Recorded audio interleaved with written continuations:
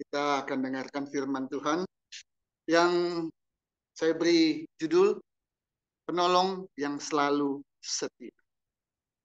Waktu saya memilih topik khotbah ini, saya nggak kepikir itu lagu yang kita bawakan tadi, Penolong yang Setia, Selalu Setia. Setelah saya siapkan, kemudian saya akan bertugas jadi WL. Saya cari lagu-lagu dan kemudian penutupnya sebelum firman Tuhan, kok muncul kata penolong yang setia. Saya cari di Google, dapat lagunya ini persis sama, penolong yang selalu setia. Kata pertamanya adalah itu, puji Tuhan. Ya, jadi khotbah hari ini diperkuat dulu dengan lagu yang kita sudah nyanyikan tadi, penolong yang selalu setia. Haleluya. Kita buka Mazmur 54 ayat 6. Mazmur 54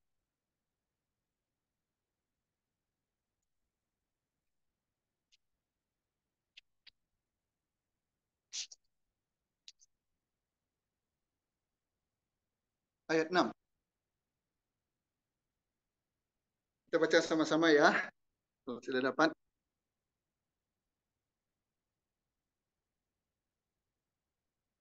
Mazmur 54 ayat 6. 1, 2, 3.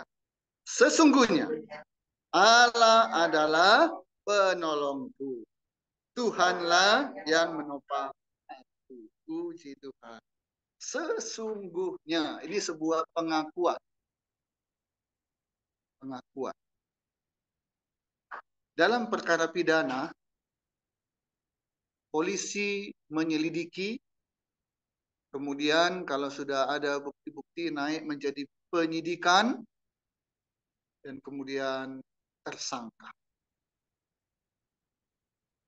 Dalam penyelidikan dan penyidikan, polisi memeriksa dan kemudian lahirlah pengakuan. Apakah kamu yang mencuri? Biasanya dimulai dengan tidak, bukan saya. Barulah kemudian saksi yang menyaksikan, ada bukti yang dibawa, baru ya, saya yang mencuri. Dari tidak ngaku menjadi pengakuan. Itu yang dicari oleh polisi.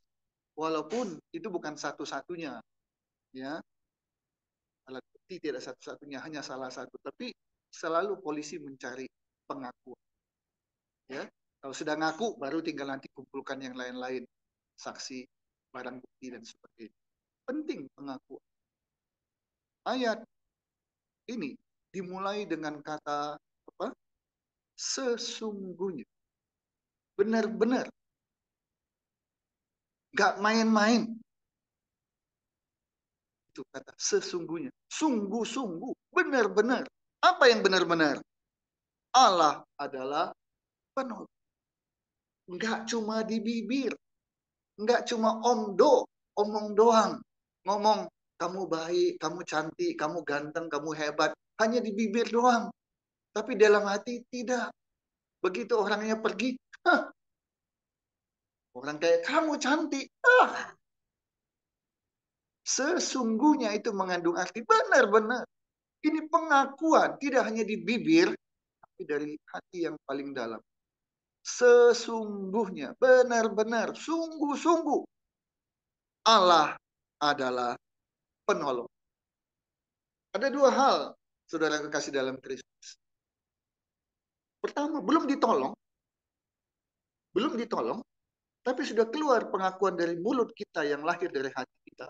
Mengatakan, Tuhan, benar, hanya Engkau penolongku. Itu pengakuan, walaupun belum ditolong. Bisa dimengerti? Meskipun Tuhan belum tolong kita, pertolongannya belum nyata ada, tapi kita mulai dengan pengakuan kita. Betul, Tuhan adalah penolongku. Hati dan iman kita dengan keyakinan berkata, meskipun Tuhan belum menolong aku, tapi aku mengakui dialah satu-satunya dialah penolong. Tidak ada penolong yang lain. Sebab kalau ada yang lain, ya berarti kita bisa mendua, bisa mentiga. Kalau Tuhan nggak tolong juga pasti yang lain juga bisa tolong.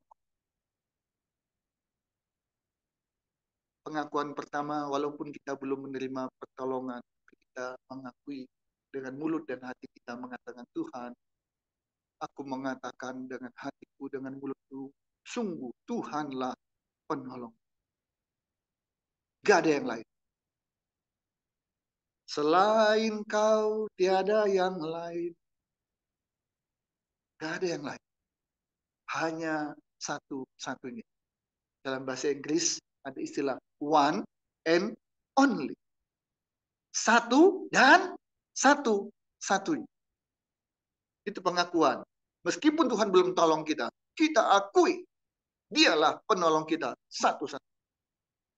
Yang kedua, setelah kita ditolong, jangan jadi orang yang tidak tahu diri.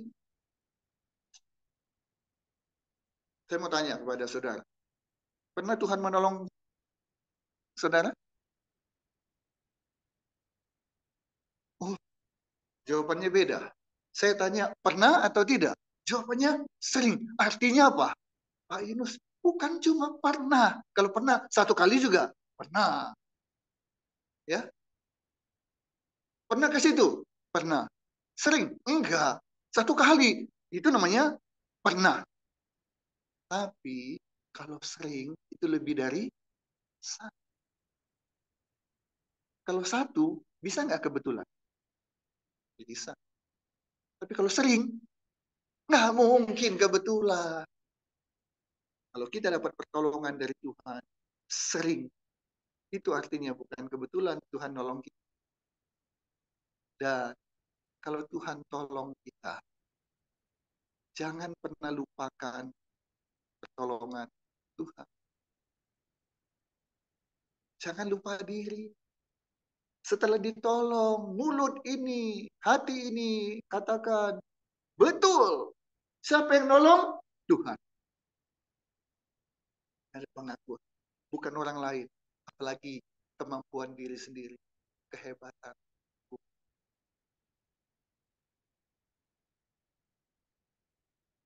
Ini penyakit. Saya setuju. Hamba Tuhan, saya lihat video pendeknya, dia bilang, mimbar ini bukan panggung pertunjukan. Nah, ini penyakit. Para pemusik, singer, khususnya WL, harus selalu sadar, selalu ingat, mimbar ini bukan panggung pertunjukan. Di mana yang kita pertunjukkan adalah kemampuan kita bernyanyi, kemampuan bermusik, kemampuan menari, kemampuan bikin orang jadi bisa semangat. Mimbar adalah tempat memuliakan. Tapi namanya manusia, manusia. Ketika nyanyinya dengan kadang lupa.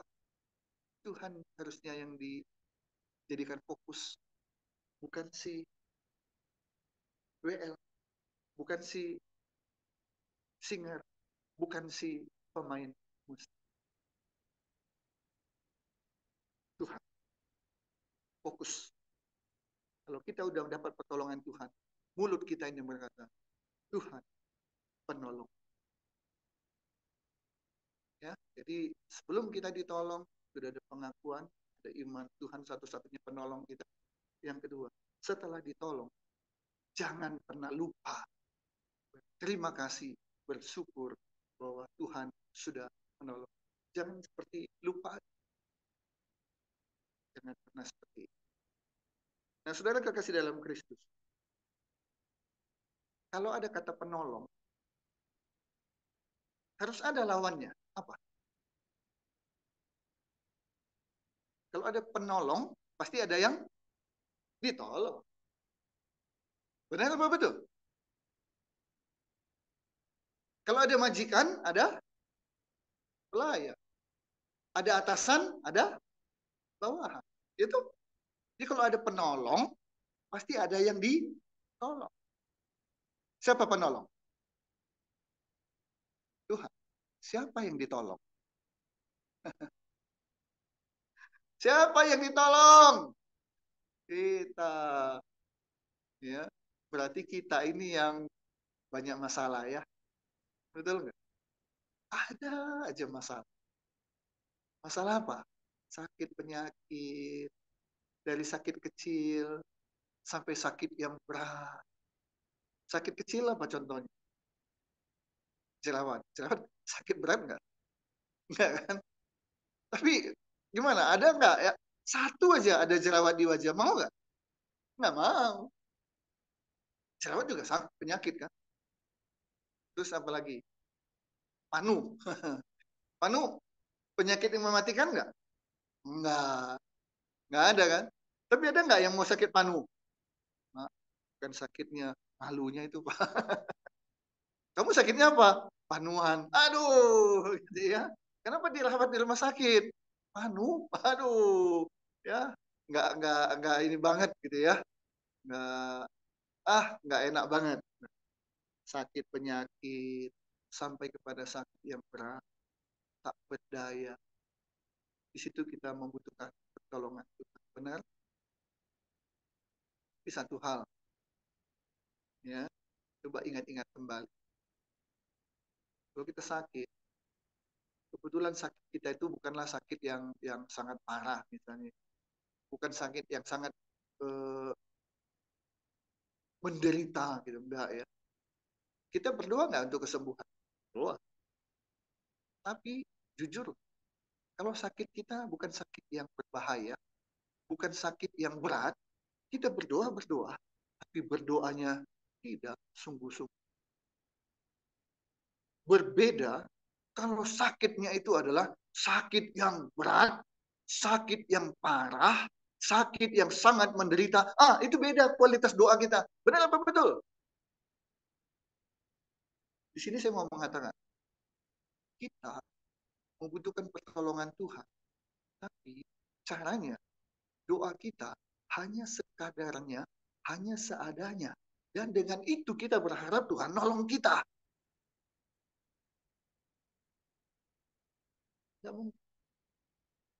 Jangan pakai cara seperti itu. Ada hukum ekonomi yang sudah ditinggalkan. Hukum ekonomi itu berbunyi begini. Waktu SMA saya belajar. Dengan pengorbanan yang sekecil-kecilnya, mendapat keuntungan yang, kok tahu? Belajar juga ya. Itu dulu diajarkan begitu di SMA. Ada kan ekonomi gitu kan, belajar. Saya IPS. Jadi dengan pengorbanan yang sekecil-kecilnya, nanti dapat keuntungan yang sebesar-besarnya. Masuk akal nggak? Enggak, makanya itu ditinggalkan. Nggak ada lagi, jangan pakai rumus yang seperti itu. Nggak bakal kesampaian. Sudah pengorbanan yang besar pun, belum tentu dapat untung yang sebesar-besarnya. Jangankan sebesar-besarnya. Udah pengorbanan besar, untung pun nggak ada. Apalagi dengan pengorbanan sekecil-kecilnya. Udahlah, Tuhan kan maha kuasa. Doa aja. Tuhan Yesus tolong sembuhkan saya. Amin. Udah. Terus dibilang, mulut ini bilang, kok Tuhan nggak sembuhkan saya ya? Kok Tuhan sembuhkan yang lain, tapi nggak sembuhkan saya ya? Jangan salahkan Tuhan. Doamu aja doa seadanya. Tapi mau hasilnya talk chair. Nggak fair. Kalau kita mau dapat pertolongan dari Tuhan, maka upaya kita pun jangan seadanya. Kalau kita mau ditolong dalam penyakit, ditolong dalam pekerjaan, ditolong dalam bisnis, ditolong dalam rumah tangga, ditolong dalam hal apa saja, maka perhatikan bagaimana cara kita minta tolong. Jangan caranya mau seadanya, hasilnya mau maksimal. Jangan begitu. Cara, ini penting. Ya, penting. Yuk kita baca dulu Ibrani 13 ayat 6. Dalam cat ya, Yones nggak usah kita baca langsung Ibrani 13 ayat yang ke-6.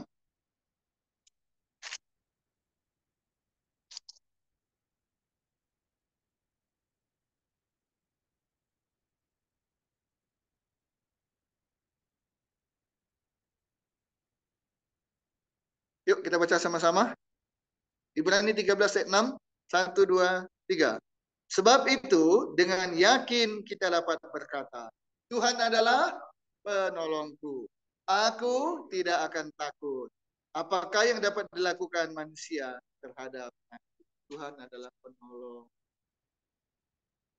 Saudara, ketika kita menghadapi masalah, ingat, masih ada.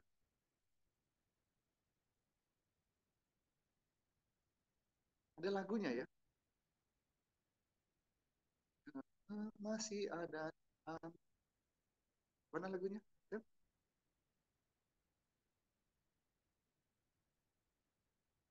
Na, na, na, percaya masih ada.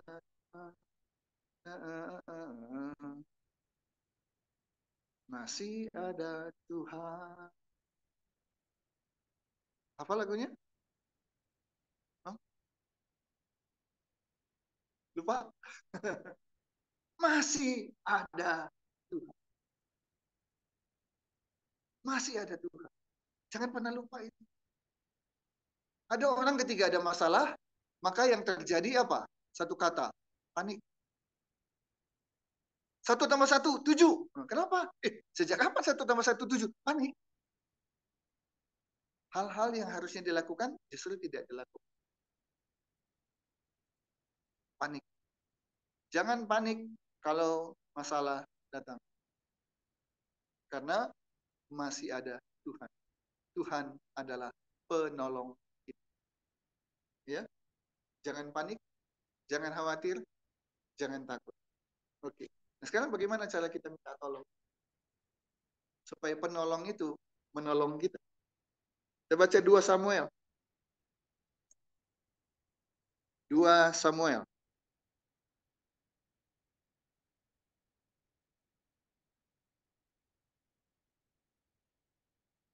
27 ayat 7.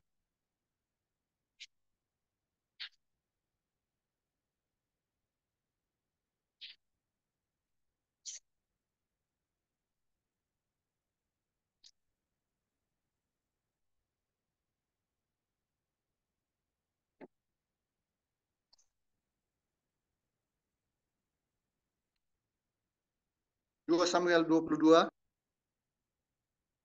ayat yang ke-7. Bagaimana cara kita agar pertolongan dari penolong bisa datang? 2 Samuel 22 ayat 7, kita baca sama-sama. 1, 2, 3. Ketika aku dalam kesesakan, aku berseru kepada Tuhan. Kepada Allahku, aku berseru. Dan ia mendengar suaraku dari baitnya. Teriakku minta tolong masuk ke telinganya. Tuh. Dalam kesesakan, apa yang kita harus lakukan? Berdoa. Berdoa nggak hanya seadanya. Ingat ya. Ingat. Kata Pak Yunus, nggak mungkin kita minta pertolongan Tuhan yang besar, tapi dengan doa yang seadanya. Nggak mungkin. Dalam kesesakan, kita berdoa. Di sini dikatakan apa? Berseru. Berseru itu suaranya gimana? Berbisik nggak? Enggak. Suaranya keras. Bukan hanya keras, tapi ada satu kata, teriak. Itulah ketika kita sedang membutuhkan pertolongan Tuhan. Ketika kita betul-betul mengatakan, Tuhan, masalahku sangat besar. Bebanku sangat berat. Aku melihat jalan yang buntu. Nggak tahu lagi bagaimana caranya Tuhan. Teriak sama Tuhan. Bukan teriak ngomel, beda. Bertengkar, teriak juga nggak? Nggak teriak juga. Nggak ada kan orang yang bertengkar. Nggak ada itu. Ya, sama saya. Nggak ada gitu. Kamu terlalu, kamu nggak peduli sama saya. Teriak sampai tetangga pun dengar. Apalagi panci pun bunyi kelentang kelenteng gitu ya. Nah, udah ambil gelas nggak jadi. Kenapa? Gelasnya mahal. Diletakin lagi. Ya sayang. Jadi ambil yang lain aja. Pokoknya bunyi dan tidak pecah. Itu kalau bertengkar. Ya, teriak bukan karena bertengkar, tapi teriak untuk minta. Oh, coba kita minta tolong. Tolong. Ada yang dengar nggak? Nggak ada. Dia bukan minta tolong, dia nyanyi. Tolong. Tapi kalau orang minta tolong gimana? Tolong. Betul? Berteriak, berseru, minta pertolongan Tuhan. Tuhan satu-satunya penolong. Tidak ada yang lain. Nggak ada lagi yang bisa tolong saya kecuali Tuhan Yesus. Buka Mazmur 34.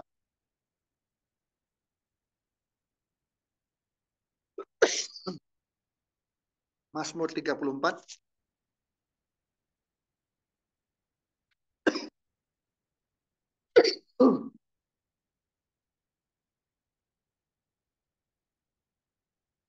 Mazmur 34 ayat 16. Ayat 16. Bukan 15. Ayat 16.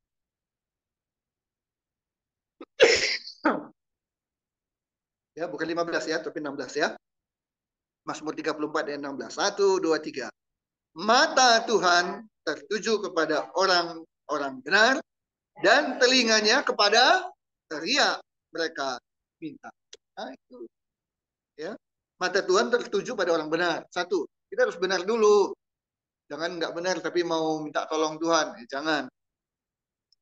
Kemudian telinganya kepada siapa? Mereka yang berteriak minta. Jadi ketika kita butuh pertolongan Tuhan, berdoa. Dari dalam hati, berdoa dengan suara, berdoa bahkan dengan berseru dan berteriak. Berseru, memanggil namanya, berdoa dia akan segera menghampiri dirimu. Percaya dia apa? Tak jauh darimu. Dia hanya sejauh. Nah, Tuhan itu jauh nggak? Enggak. Dekat. Sejauh apa? Sejauh doa. Susah nggak doa? Bisa. Sambil tiduran pun bisa nggak berdoa? Bisa. Tuh, sambil tiduran aja bisa berdoa. Sambil makan, bisa nggak berdoa? Bisa. Sambil nonton, bisa nggak berdoa? Bisa. Intinya, berdoa itu susah nggak? Enggak. Cuma repotnya, doanya cuma sekali. Udah. Kemudian harap, wah, mana nih kalau Tuhan nggak nolong? Gimana sih? Mau panen, harus nanam, nabur. Udah tumbuh, rawat. Sampai besar, sampai berbunga, sampai berbuah, baru boleh panen. Proses itu harus dijalani. Yuk, kalau meminta pertolongan Tuhan dan dapat pertolongan Tuhan, jalani prosesnya. Ya. Yuk buka Lukas 17. Lukas 17.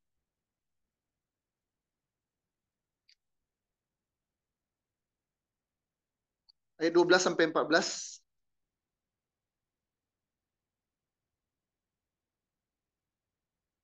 Lukas 17 ayat 12 sampai 14. Kita baca sama-sama. 1, 2, 3.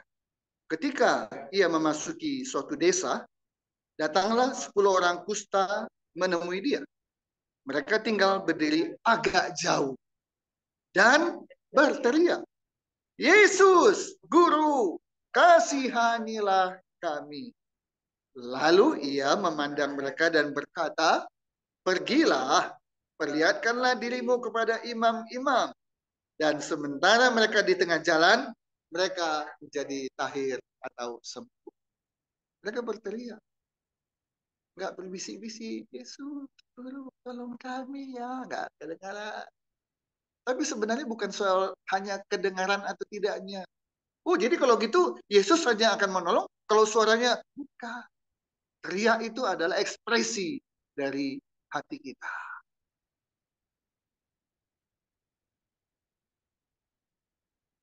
Bayangkan, yuk, bayangkan. Kalau ada yang mencubit perut saudara, bisa kuat, tahan? Bisa. Kalau cubitannya nggak terlalu keras. Tapi begitu cubitannya diperkeras, apa yang keluar dari mulut kita? Ah, apa lagi? Ah, gitu ya. Terus makin dikerasan lagi. Udah bilang, makin dikerasin. Apa lagi yang keluar dari mulut kita? Aduh, ya kan? Dikerasin lagi. Apa yang kita bilang? Lepasin. Nah, itu ekspresi. Kecil kemungkinan ya. Satu dari sejuta, dari 10 juta orang di ini dicubit dengan kerasnya. Tenang-tenang aja deh. Dicubit dengan keras, tenang-tenang aja. Ini satu dari sejuta, satu dari 10 juta. Selebihnya pasti keluar ucapan, wow, aduh, lepaskan. Jadi teriak itu bukan soal hanya suara. Percuma juga berteriak, tapi hatinya nggak yakin. Mereka berteriak karena percaya Tuhan sanggup menolong. Ya. Mereka berteriak, Tuhan, Yesus, Guru, tolong.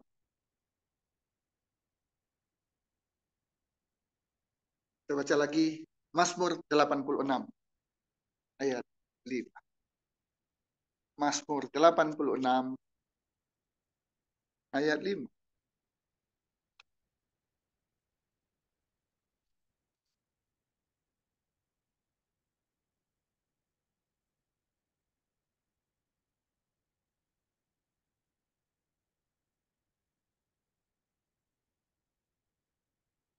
Yuk, 8, Mazmur 86 ayat 5, kita baca sama-sama.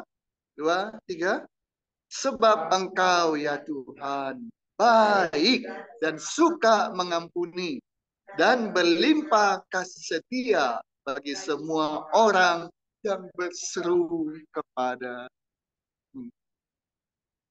penolong yang selalu setia. Dia baik, suka mengampuni, berlimpah kasih setia. Bagi siapa? Semua orang yang berseru.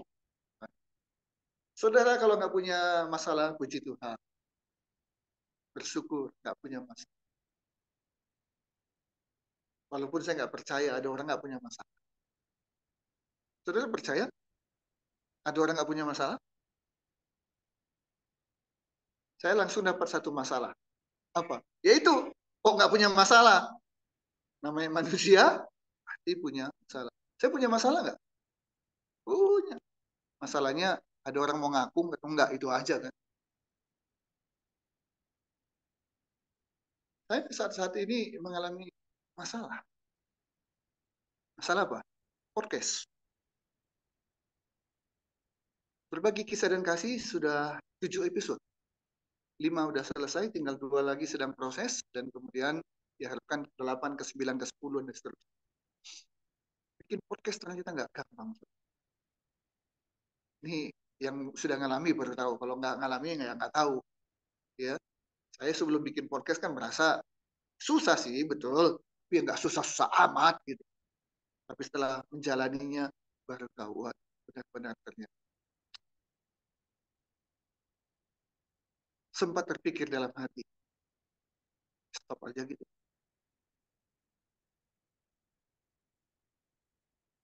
Hentikan saja gitu.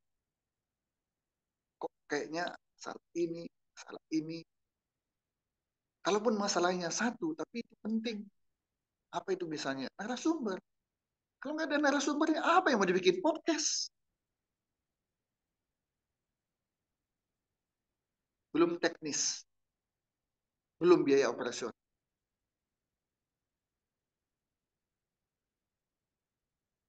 Sebelum bikin podcast, saya kan punya harapan. Begitu podcast ini nanti ditayangkan di YouTube, wow, yang nontonnya ratusan, ribuan, puluhan ribu. Kenyataannya nggak sampai 1.000, belum sampai 500. Deg-degan nggak ini? Waduh, nontonnya sedikit dibandingkan dengan yang lain. Wah, ribuan, puluhan ribu. Antara harapan dengan kenyataan belum terjadi, belum tercapai. Tapi di hadapan dijalani berbagai hambatan kesulitan. Tuhan Yesus, kalau orang lain kok kelihatannya lancar, orang lain kelihatannya gampang. Kenapa saya susah banget? Bukan cuma rocker manusia, pendeta juga manusia. Ya, mikir juga, aduh Tuhan, kenapa begini? Saya diingatkan, kamu tahu nggak proses yang mereka jalan? Jangan lihat hanya hasil. Lihat bagaimana proses.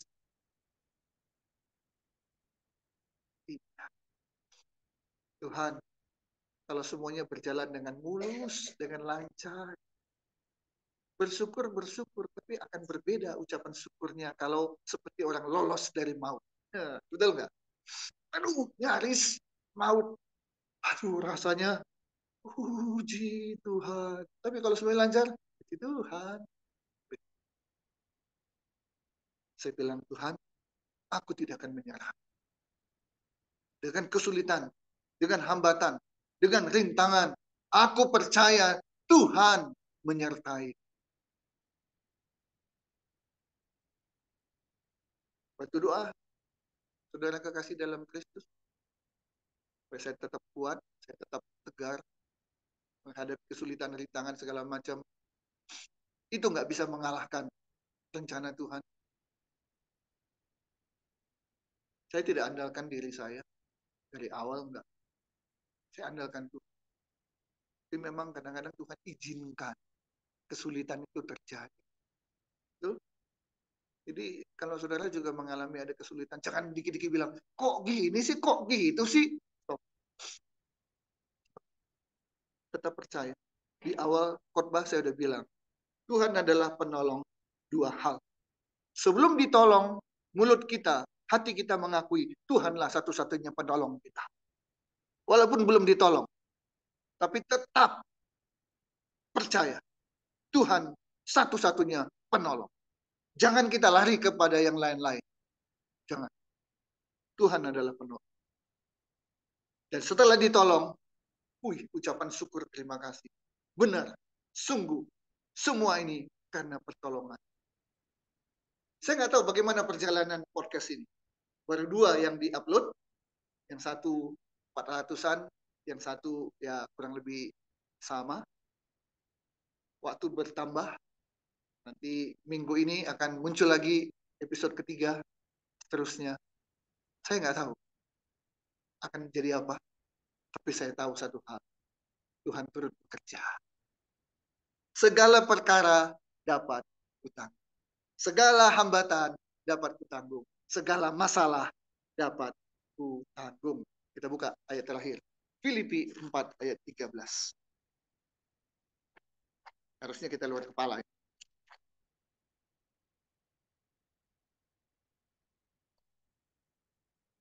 Filipi 4 ayat 13.